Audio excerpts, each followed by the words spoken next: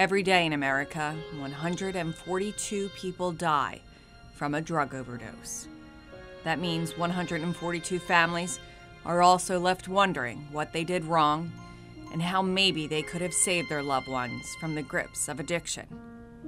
That doesn't even take into consideration the thousands of families that hold their breath every day that today won't be the day their son or daughter or brother or sister or even their mother or father dies from drugs.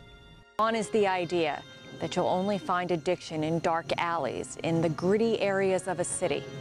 Now you can easily find it in the well-manicured lawns of middle America, where many middle-class families are struggling. It's a national emergency. We're going to spend a lot of time, a lot of effort, and a lot of money. It is a serious problem, the likes of which we have never had.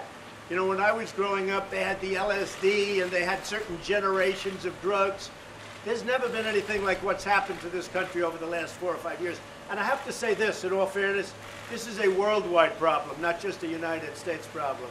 This is happening worldwide, but this is a national emergency, and we are drawing documents now to so attest. What exactly are opioids? Well, they're drugs that include heroin, but also prescription medications like oxycodone and hydrocodone. They're prescribed by doctors to treat pain. So what often starts as innocent usage spirals out of control and into full-blown addiction.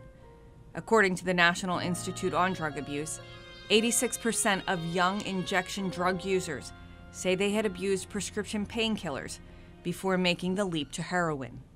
Respect the power of that, of that pill. It's just because it's a prescription, it is every bit as deadly and every bit as addictive. I worked at a daycare, taking care of other people's kids. I drove the daycare bus. I had to take their children to school. But before I could drive their kids to school, I was in the bathroom of the daycare, crushing up pills, snorting them. We are a nation that consumes legal and illegal drugs at a very high and alarming rate. The problem is very complicated, and currently we're on the losing side of this war.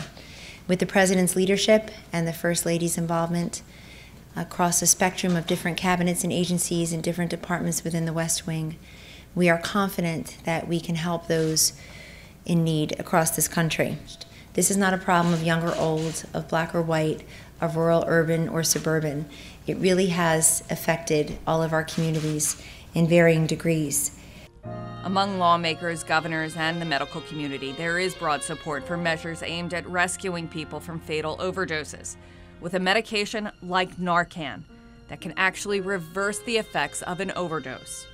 There's also a push to come up with more addiction treatment options to help people struggling with drug addiction overcome it and lead productive lives.